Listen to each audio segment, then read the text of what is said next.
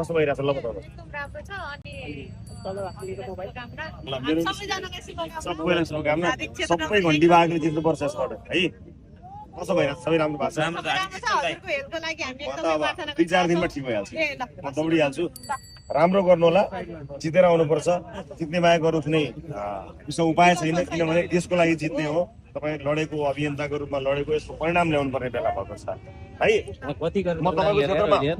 तपाईँको क्षेत्रमा तपाईँको मतदातासँग भोट माग्न म आउँदैछु कुनै कुनै एउटा कुरा याद गर्नु है हामीले मान्छेले 100वटा आलोचना गरौँ हिजो ती मान्छेहरू कहाँ थिए जतिखेर जेनजीहरू घाइते भएर छटपटाएका थिए त्यतिखेर थिए होला अरू पनि तर अग्र पंक्तिमा भएको आशिका तामाङ हो म आशिका तामाङसँग कमजोरी छैन भन्दिन मेरो आशिका तामाङको यहाँ भएका सबैको हामी सबैको कमजोरी छ कमजोरीका बावजुद पनि बलियो मान्छे हो आशिका तामाङ त्यसकारणले घन्टीमा भोट हालेर आशिका तामाङलाई पार्लियामेन्टमा पठाउने हो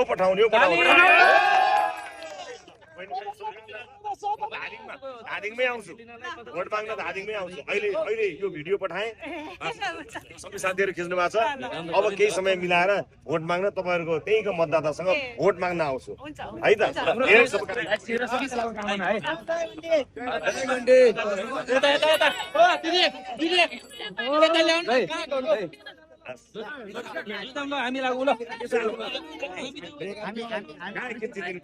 सँगै हिँडेको साथीभाइ चिन्दिनँ आफ्नो पार्टीको मान्छे चिन्दिनँ म तपाईँलाई चिन्न चाहिँ नचिन्ने कुरै छैन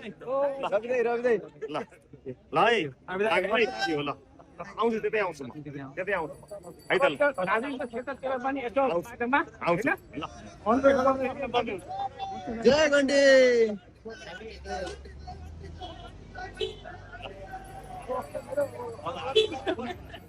जय घन्टी जय